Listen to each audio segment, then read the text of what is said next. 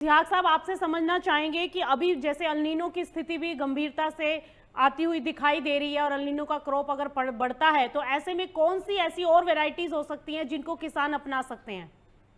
El Niño case में देखते हुए ये है कि हमें क्रॉप की अदर जो ड्राउट रेजिस्टेंट क्रॉप है, जो हम्म। सूखा सहनशील फसल है, जिसमें हम्म। हम कॉटन कॉटन को ले सकते हैं, कॉटन ओके। को ड्रिप इरिगेशन पे ले सकते हैं, मक्का को ड्रिप इरिगेशन पे ले सकते ओके। हैं। हम्म। अपने राइस में अगर बेल्ट राइस बेल्ट है, अगर उसमें अदर क्रॉप ऑप्शन नहीं है, उसमें हम्म। हम राइस को डीएसआर में ले सकते हैं, डायरेक्ट हम्म। सीडेड राइस में।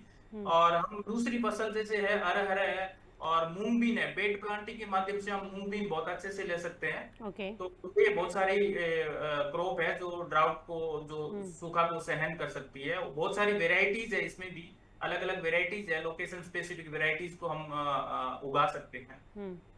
दास साहब, आपसे समझना चाहेंगे क्या अब ये माना जाए कि भारत में धान ज्यादा दाल कम की नीति अब बदलने वाली है?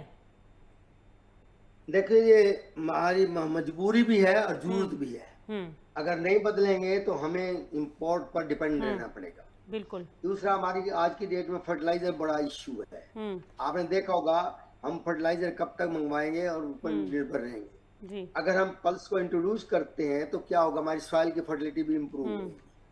तीसरा, कि हमको फर्टिलाइजर बाहर से कम मंगाना पड़ेगा। हम्म। चौथा, फसल चक्र के बनाने से क्या होगा कि आपकी जमीन की उपजाऊ शक्ति बनी रहेगी।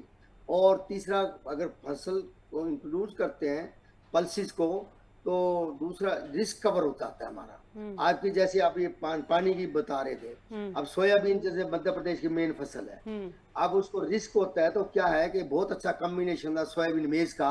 हम्म। तो किसान 2 लाइन सोयाबीन मक्का की लगाए और 6 लाइन सोयाबीन की लगाए, जिसका हम्म। उसका रिस्क भी कवर हो जाएगा। तो हम्म। इंटरक्रॉपिंग में short duration drought tolerant variety के साथ इस हम्म। सूखे का हमारे को एक बहुत बड़ा सोल्यूशन मिलेगा किसान को, ताकि उसको कुछ ना कुछ मिल जाए। जैसे हम्म। पुराने जमाने के अंदर मिक्स क्रॉपिंग करते थे, एक क्रॉप नहीं हुई तो चना और गेहूं हमेशा लगाते थे हम्म। इकट्ठे। लेकिन अब वो चना को पानी कम चाहिए और गेहूं को ज्यादा चाहिए, हमारी हम्म। वैरायटी ऐसी आ गई है, तो इसलिए चना खत्म हो गया है।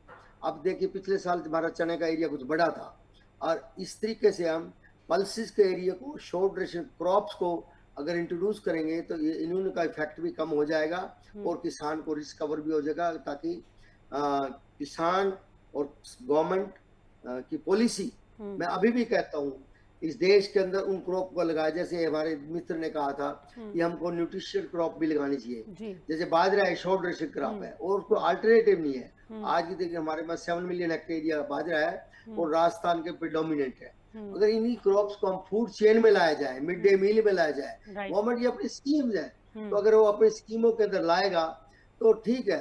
अब जैसे फसल रागी है, इनका यील्ड बहुत कम होती है, हम्म। स्पोर्ट प्राइस है, लेकिन स्पोर्ट प्राइस पर कितना परचेज किया जाता है? हम्म। जब तक ये गवर्नमेंट की पॉलिसी के अंदर ना आए, तब तक ये इनका विविधीकरण इज डिफिकल्ट टास्क है।